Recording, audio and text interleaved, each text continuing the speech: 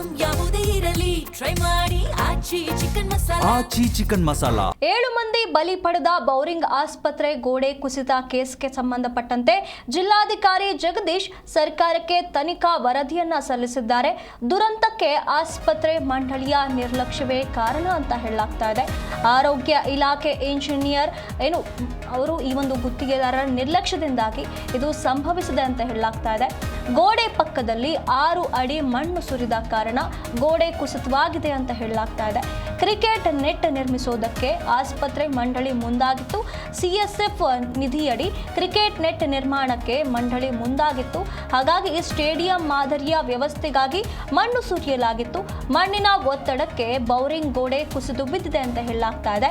ಅಪರಾಧಿಗಳ ಪಟ್ಟಿಯಲ್ಲಿ ಆರೋಗ್ಯ ಇಲಾಖೆಯ ಚೀಫ್ ಇಂಜಿನಿಯರ್ ಮುಖಂಡ ನಾಯಕ್ ಹೆಸರು ಕೂಡ ಉಲ್ಲೇಖವಾಗಿದೆ. ಹಾಗಾಗಿ ತಪ್ಪಿತಸ್ಥ ಅಧಿಕಾರಿಗಳ ವಿರುದ್ಧ ಕಠಿಣ ಕ್ರಮವನ್ನ ತೆಗೆದುಕೊಳ್ಳಬೇಕು ಅಂತ ಹೇಳಿ ಶಿಫಾರಸು ಮಾಡಲಾಗ್ತಾ ಇದೆ. 7 ಮಂದಿಯನ್ನ ಬಲಿ ಪಡೆದ ಬೌರಿಂಗ್ ಆಸ್ಪತ್ರೆ ಗೋಡೆ ಕುಸಿತ ಕೇಸ್ಗೆ ಸಂಬಂಧಪಟ್ಟಂತೆ ಜಿಲ್ಲಾಧಿಕಾರಿಗಳಾದಂಥ ಜಗದೀಶ್ ಅವರು ಸರ್ಕಾರಕ್ಕೆ ಒಂದು ತನಿಖಾ ವರದಿಯನ್ನ ಸಲ್ಲಿಸಿದ್ದಾರೆ.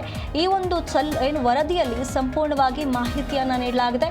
ಈ ಒಂದು ದುರಂತ ಏನು ಸಂಭವಿಸಿತ್ತು, ಈ ದುರಂತಕ್ಕೆ ಆಸ್ಪತ್ರೆ ಮಂಡಳಿಯ ನಿರ್ಲಕ್ಷ್ಯವೇ ಕಾರಣ ಅಂತ ಹೇಳಲಾಗ್ತಾ ಇದೆ.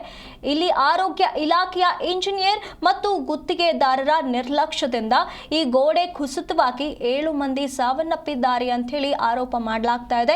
ಗೋಡೆಯ ಪಕ್ಕದಲ್ಲಿ 6 ಅಡಿ ಮಣ್ಣನ್ನ ಸುರಿದಿದ್ದಂತ ಕಾರಣ ಗೋಡೆ ಕುಸಿತವಾಗಿದೆ ಅಂತ ಹೇಳಲಾಗ್ತಾ ಇದೆ. ಇಲ್ಲಿ ಕ್ರಿಕೆಟ್ ನೆಟ್ ಅನ್ನ ನಿರ್ಮಿಸೋದಕ್ಕೆ ಆಸ್ಪತ್ರೆ ಮಂಡಳಿ ಮುಂದಾಗಿತ್ತಂತೆ. ಸಿಎಸ್ಎಫ್ ನ ನಿಧಿಯ ಅಡಿ ಕ್ರಿಕೆಟ್ ನೆಟ್ ಅನ್ನ ನಿರ್ಮಾಣ ಮಾಡೋದಕ್ಕೆ ಮಂಡಳಿ ಮುಂದಾಗಿತ್ತು. ಹಾಗೆ ಸ್ಟೇಡಿಯಂನ ಮಾದರಿಯಲ್ಲಿ ಸಂಪೂರ್ಣವಾಗಿ ವ್ಯವಸ್ಥೆ ಮಾಡಬೇಕು ಅಂತ ಹೇಳಿ ಅಲ್ಲಿ ಮಣ್ಣು ಸುರಿಯಲಾಗಿತ್ತು ಅನ್ನುವಂತ ಮಾಹಿತಿ ಬಂದಿದೆ. ಹಾಗಾಗಿ ಈ ಮಣ್ಣು ಸುರಿದ ಕಾರಣ ಮಣ್ಣಿನ ಒತ್ತಡಕ್ಕೆ ಬೌರಿಂಗ್ ಗೋಡೆ ಕುಸಿದು ಬಿದ್ದಿದೆ ಅಂತ ಹೇಳಲಾಗ್ತಾ ಇದೆ. ಅಧಿಕಾರಿಗಳ ಪಟ್ಟಿಯಲ್ಲಿ ಈಗ ಆರೋಗ್ಯ ಇಲಾಖೆಯ ಇಂಜಿನಿಯರ್ ಹೆಸರು ಕೂಡ ಕೇಳಿ ಬರ್ತಾ ಇದೆ. ಇವರು ಅಪರಾಧಿ, ಇವರು ಕೂಡ ಆ ಒಂದು ತಪ್ಪಿನಲ್ಲಿ ಭಾಗಿಯಾಗಿದ್ದಾರೆ ಅಂತ ಹೇಳಿ ಅವರ ಹೆಸರನ್ನು ಕೂಡ ಉಲ್ಲೇಖ ಮಾಡಲಾಗಿದೆ. ಹಾಗಾಗಿ ತಪ್ಪಿತಸ್ಥ ಅಧಿಕಾರಿಗಳ ವಿರುದ್ಧ ಕಠಿಣ ಕ್ರಮವನ್ನ ತೆಗೆದುಕೊಳ್ಳಬೇಕು ಅಂತ ಹೇಳಿ ಶಿಫಾರಸು ಮಾಡಲಾಗಿರುವಂಥದ್ದು. ಅಲ್ಲಿ ಬೀದಿ ಬದಿ ವ್ಯಾಪಾರಿಗಳ ಅಂಗಡಿಗಳು ಕೂಡ ಇತ್ತು, ಎಲ್ಲವೂ ಕೂಡ ನಷ್ಟವಾಗಿ ಹೋಗಿದೆ ಈ ಒಂದು ಬೋರಿಂಗ್ ಆಸ್ಪತ್ರೆಯ ಗೋಡೆ ಕುಸಿದಿರುವಂತಹ ಕಾರಣ. ಹಾಗಾಗಿ ಇದರ ಬಗ್ಗೆ ತೀವ್ರವಾಗಿ ತನಿಖೆ ನಡೆಯಬೇಕು, ಸೂಕ್ಷ್ಮವಾಗಿ ಎಲ್ಲವನ್ನೂ ಪರಿಗಣಿಸಿ ಇದರ ಬಗ್ಗೆ ತನಿಖೆ ನಡೆಸಬೇಕು ಅಂತ ಹೇಳಲಾಗಿತ್ತು. ಇದರ ಬಗ್ಗೆ ಈಗ ವರದಿ ಕೂಡ ಸಲ್ಲಿಕೆಯಾಗಿದೆ. ಈ ಬಗ್ಗೆ ಹೆಚ್ಚಿನ ಮಾಹಿತಿಯನ್ನು ನಮ್ಮ ಪ್ರತಿನಿಧಿ ಪ್ರಸನ್ನ ದೇವನೂರು ನೀಡ್ತಾ ಹೋಗ್ತಾರೆ. ಪ್ರಸನ್ನ, ಈಗ ಈ ಒಂದು ಬೌರಿಂಗ್ ಆಸ್ಪತ್ರೆಯ ಗೋಡೆ ಕುಸಿತ ವಿಚಾರಕ್ಕೆ ಸಂಬಂಧಪಟ್ಟಂತೆ ಜಿಲ್ಲಾಧಿಕಾರಿಗಳಾಗಿರುವಂತಹ ಜಗದೀಶ್ ಅವರು ಒಂದು ವರದಿಯನ್ನ ಸಲ್ಲಿಸಿದ್ದಾರೆ ಅಂತ ಹೇಳಲಾಗ್ತಾ ಇದೆ. ಈ ವರದಿಯಲ್ಲಿ ಏನೆಲ್ಲ ಉಲ್ಲೇಖವಾಗಿದೆ ಹಾಗಾದ್ರೆ? ಸುನಿಧಿ, ಬೋರಿಂಗ್ ಕಾಂಪೌಂಡ್ ಕುಸಿತ ಪ್ರಕರಣದಲ್ಲಿ ತಾವು ನೋಡಿರ್ಬೋದು, 7 ಜನ ಅಮಾಯಕರು ತಮ್ಮ ಪ್ರಾಣವನ್ನ ಕಳ್ಕೊಂಡಿದ್ರು. ಅದಕ್ಕೆ ಸಂಬಂಧಪಟ್ಟಂತೆ ಸಿಎಂ ಅವರು ಕೂಡ ಆ ಪ್ಲೇಸ್ಗೆ ವಿಸಿಟ್ ಕೊಟ್ಟ ಸಂದರ್ಭದಲ್ಲಿ ಅಧಿಕಾರಿಗಳ ನಿರ್ಲಕ್ಷ್ಯ ಕಾಣ್ತಾ ಇತ್ತು. ಆ ಸಂದರ್ಭದಲ್ಲಿ ಅವರು ಒಂದು ಟೆಕ್ನಿಕಲ್ ಕಮಿಟಿಯನ್ನು ಫಾರ್ಮ್ ಮಾಡ್ತಾರೆ. ಅಂತಂದ್ರೆ PWD ರಿಟೈರ್ಡ್ ಇಂಜಿನಿಯರ್ ಆಗುವಂತ ಮೋಹನ್ ಅವರ ನೇತೃತ್ವದಲ್ಲಿ 7 ಅಧಿಕಾರಿಗಳ ತಂಡವನ್ನ ರಚನೆ ಮಾಡಿ ಇಡೀ ಪ್ರಕರಣದ ಒಂದು ತಪಾಸಣೆ ತಾಂತ್ರಿಕ ತನಿಖಾ ಸಲಹಾ ಸಮಿತಿಯಿಂದ ರಚನೆ ಮಾಡ್ತಾರೆ.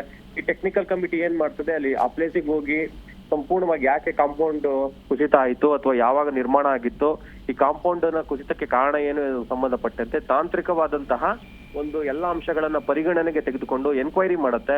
ಆ ಎನ್ಕ್ವೈರಿ ಮಾಡಿದ ಸಂದರ್ಭದಲ್ಲಿ ಸಂಪೂರ್ಣವಾಗಿ ಇಲ್ಲಿ ನಿರ್ಲಕ್ಷ್ಯ ಮತ್ತೆ ಲೋಪ ಎದ್ದು ಕಾಣ್ತಾ ಇರುವಂತದ್ದು, ಅಂದ್ರೆ ಬೋರಿಂಗ್ ಇನ್ಸ್ಟಿಟ್ಯೂಟ್ ನ ಅಧಿಕಾರಿಗಳ ನಿರ್ಲಕ್ಷ್ಯ ಇಲ್ಲಿ ಎದ್ದು ಕಾಣ್ತಾ ಇರುವಂತದ್ದು. ಅದಕ್ಕೆ ಸಂಬಂಧಪಟ್ಟಂತೆ ಈಗ ರಿಪೋರ್ಟ್ ಸಬ್ಮಿಟ್ ಆಗಿದೆ. ಆ ರಿಪೋರ್ಟ್ ಸಬ್ಮಿಟ್ ಆಗಿರೋದು ಸಂಬಂಧಪಟ್ಟಂತೆ ಈಗಾಗಲೇ ಸರ್ಕಾರಕ್ಕೆ ಒಂದು ವರದಿಯನ್ನ ಸಲ್ಲಿಕೆಯನ್ನ ಮಾಡಿರುವಂತದ್ದು. ಈ ಸರ್ಕಾರಕ್ಕೆ ವರದಿಯನ್ನ ಸಲ್ಲಿಕೆ ಇರುವಂತಹ ಈ ಒಂದು ಜಗದೀಶ್ ಅವರು, ಯಾಕಂದ್ರೆ ಬೆಂಗಳೂರು DC ಜಗದೀಶ್ ಅವರ ನೇತೃತ್ವದಲ್ಲಿ ಈ ಒಂದು ಟೆಕ್ನಿಕಲ್ ಆಗಿರುವಂತಹ ಒಂದು ಸಮಿತಿ ರಚನೆ ಆಗಿರ್ತದೆ. ಆ ಹಿನ್ನೆಲೆಯಲ್ಲಿ ಈ ತಾಂತ್ರಿಕ ಸಮಿತಿ ವರದಿಯನ್ನ DC ಅವರಿಗೆ ಕೊಟ್ಟಿದೆ. DC ಅವರು ಈಗ ಸರ್ಕಾರಕ್ಕೆ ಈ ವರದಿಯನ್ನ ಸಲ್ಲಿಕೆ ಮಾಡಿದ್ದಾರೆ. ಆ ವರದಿಯಲ್ಲಿ ಬಹಳ ಸ್ಪಷ್ಟವಾಗಿ ಉಲ್ಲೇಖ ಆಗಿರುವಂತಹ ವಿಚಾರ ಏನಪ್ಪಾ ಅಂತಂದ್ರೆ, ಈ ಬೋರಿಂಗ್ ಆಸ್ಪತ್ರೆ ಇನ್ಸ್ಟಿಟ್ಯೂಟ್ ಏನಿದೆ ಅದರ ಒಂದು ನಿರ್ಲಕ್ಷ್ಯ ಇಲ್ಲಿ ಎದ್ದು ಕಾಣ್ತಾ ಇರುವಂತದ್ದು. ಅಂದ್ರೆ ಕಾಂಪೌಂಡ್ ಏನ್ 8 ಅಡಿ ಇದೆ, ಅದಕ್ಕೆ 6 ಅಡಿಗಳಷ್ಟು ಮಣ್ಣನ್ನು ಹಾಕಿರುವಂತದ್ದು. ಮತ್ತೆ CSR ಫಂಡ್ ಅಡಿನಲ್ಲಿ ದುಡ್ಡನ್ನ ಪಡೆದಂತಹ ಈ ಒಂದು ಬೋರಿಂಗ್ ಇನ್ಸ್ಟಿಟ್ಯೂಟ್ ಅದನ್ನ ಒಂದು ಕ್ರೀಡಾಂಗಣ ರೂಪದಲ್ಲಿ ಒಳಾಂಗಣ ಕ್ರೀಡಾಂಗಣ ರೂಪದಲ್ಲಿ ಮಣ್ಣನ್ನ ಹಾಕಿ ಸಮತಟ್ಟು ಮಾಡಿ ಅಲ್ಲೊಂದು ಕ್ರಿಕೆಟ್ ನೆಟ್ ಪ್ರಾಕ್ಟೀಸ್ ಮ್ಯಾಟ್ ಕೂಡ ಹಾಕಿರುವಂತದ್ದು. ಇದಕ್ಕೆ ಸಂಬಂಧಪಟ್ಟಂತೆ ಎಲ್ಲಾ ವಿಚಾರಗಳನ್ನು ಪ್ರತಿಯೊಂದು ವಿಚಾರವನ್ನು ತನ್ನ ವರದಿನಲ್ಲಿ ಉಲ್ಲೇಖ ಮಾಡಿದೆ. ಏನಂತಂದ್ರೆ ಈ ಫಸ್ಟ್ ಆಫ್ ಆಲ್ ಈ ಮಣ್ಣನ್ನು ಹಾಕೋಕ್ ಮೊದ್ಲೇ ಇವರು ಆ ಕಾಂಪೌಂಡ್ ನ ಒಂದು ವ್ಯವಸ್ಥೆ ಅಥವಾ ಅದ ಗುಣಮಟ್ಟವನ್ನ ಪರಿಶೀಲನೆ ಮಾಡಿರ್ಲಿಲ್ಲ ಅನ್ನುವಂತ ವಿಚಾರ. ಮತ್ತೆ ಏನು ಚೀಫ್ ಇಂಜಿನಿಯರ್ ಏನಿದ್ದಾರೆ ಆರೋಗ್ಯ ಮತ್ತು ಕುಟುಂಬ ಕಲ್ಯಾಣ ಇಲಾಖೆಯ ಏನು ಕಾಮಗಾರಿಗಳ ಒಂದು ಸೆಕ್ಷನ್ಗೆ ಚೀಫ್ ಇಂಜಿನಿಯರ್ ಮುಕ್ಕಣ್ಣ ನಾಯಕ್ ಅವರು ಇದನ್ನೆಲ್ಲ ಗಮನ ಹರಿಸಬೇಕಾಗಿತ್ತು. ಅವರ ಒಂದು ಕರ್ತವ್ಯ ಲೋಪ ಕೂಡ ಕಾಣಿಸ್ತಾ ಇರುವಂತದ್ದು.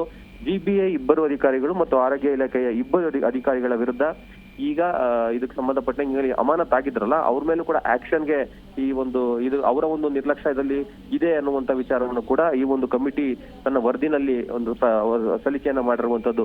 ಮಣ್ಣಿನ ಏನಾದ್ರೆ ಕಾಂಪೌಂಡ್ ಗೋಡೆ ಕುಸಿತಕ್ಕೆ ಅಲ್ಲಿ ಮಣ್ಣನ್ನ ಪಕ್ಕದಲ್ಲಿ ಹಾಕಿರುವಂತದ್ದು.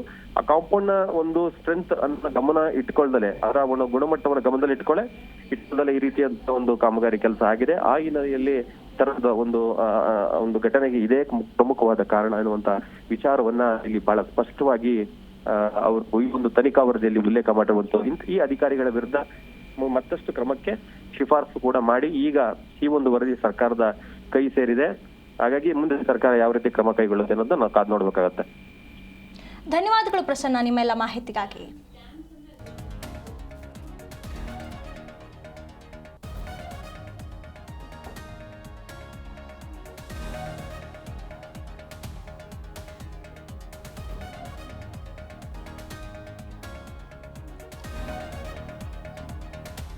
ಏಳು ಮಂದಿಯನ್ನ ಬಲಿ ಪಡೆದ ಬೌರಿಂಗ್ ಆಸ್ಪತ್ರೆ ಗೋಡೆ ಕುಸಿತ ಕೇಸ್ಗೆ ಸಂಬಂಧಪಟ್ಟಂತೆ ಈಗ ತಿಳಿದಿರುವಂತಹ ಮಾಹಿತಿ ಪ್ರಕಾರ ಜಿಲ್ಲಾಧಿಕಾರಿಗಳು ಜಗದೀಶ್ ಅವರು ಸಲ್ಲಿಸಿರುವಂತಹ ತನಿಖಾ ವರದಿ ಏನಿತ್ತು ಇದರಲ್ಲಿ ಸಂಪೂರ್ಣವಾಗಿ ಮಾಹಿತಿಯನ್ನ ಉಲ್ಲೇಖ ಮಾಡಲಾಗಿತ್ತು ಅಂತ ಹೇಳಲಾಗ್ತಾ ಇದೆ. ಈ ಒಂದು ದುರಂತಕ್ಕೆ ಏನು ಕಾರಣ, ಮುಖ್ಯವಾಗಿ ಯಾರೆಲ್ಲ ಇದಕ್ಕೆ ಕಾರಣರಾಗಿದ್ದಾರೆ ಎಲ್ಲವನ್ನೂ ಕೂಡ ಉಲ್ಲೇಖ ಮಾಡಲಾಗಿದೆ. ಇಲ್ಲಿ 6 ಅಡಿ ಮಣ್ಣು ಸುರಿದ ಕಾರಣ ಈ ಒಂದು ಗೋಡೆ ಕುಸಿತವಾಗಿದೆ ಅನ್ನುವಂಥ ಮಾಹಿತಿಯನ್ನು ಕೂಡ ನೀಡಿದ್ದಾರೆ. ಕ್ರಿಕೆಟ್ ನೆಟ್ ನಿರ್ಮಿಸುವುದಕ್ಕೆ ಆಸ್ಪತ್ರೆ ಮಂಡಳಿ ಮುಂದಾಗಿದ್ದ ಕಾರಣ ಅಲ್ಲಿ ಮಣ್ಣು ಸುರಿಯಲಾಗಿತ್ತು. ಆ ಕಾರಣದಿಂದಾಗಿ ಈ ಒಂದು ಗೋಡೆ ಕುಸಿತವಾಗಿದೆ ಅಂತ ಹೇಳಿ ಎಲ್ಲವನ್ನೂ ಕೂಡ ಸಂಪೂರ್ಣವಾಗಿ ಆ ಒಂದು ವರದಿಯಲ್ಲಿ ಉಲ್ಲೇಖ ಮಾಡಲಾಗಿರುವಂಥದ್ದು. ಸ್ಟೇಡಿಯಂ ಮಾದರಿಯಲ್ಲಿ ವ್ಯವಸ್ಥೆಗಾಗಿ ಸುರಿಯಲಾಗಿದ್ದಂಥ ಮಣ್ಣಿನಿಂದಾಗಿ ಅಲ್ಲಿ ಈ ಒಂದು ಗೋಡೆ ಕುಸಿತವಾಗಿದೆ ಅನ್ನುವಂಥ ಮಾಹಿತಿಯನ್ನು ಈಗ ನೀಡ್ತಾ ಇರುವಂಥದ್ದು. ಹಾಗಾಗಿ ಈ ಒಂದು ವರದಿಯನ್ನು ಸಲ್ಲಿಕೆಯಾಗಿದೆ. ಇದರಲ್ಲಿ ಸಂಪೂರ್ಣ ಮಾಹಿತಿಯನ್ನು ಏನು ಉಲ್ಲೇಖ ಮಾಡಲಾಗಿದೆ ಅನ್ನುವಂಥ ಮಾಹಿತಿ ಬರ್ತಾ ಇದೆ. ಹಾಗೆ ಅಪರಾಧಿಗಳ ಪಟ್ಟಿಯಲ್ಲಿ ಆರೋಗ್ಯ ಇಲಾಖೆಯ ಚೀಫ್ ಇಂಜಿನಿಯರ್ ಹೆಸರು ಕೂಡ ಕೇಳಿ ಬಂದಿದೆ. ಹಾಗಾಗಿ ತಪ್ಪಿತಸ್ಥ ಅಧಿಕಾರಿಗಳ ವಿರುದ್ಧ ಕಠಿಣ ಕ್ರಮವನ್ನ ಕೈಗೊಳ್ಳಬೇಕು ಅಂತ ಹೇಳಿ ಶಿಫಾರಸು ಮಾಡಲಾಗಿರುವಂಥದ್ದು.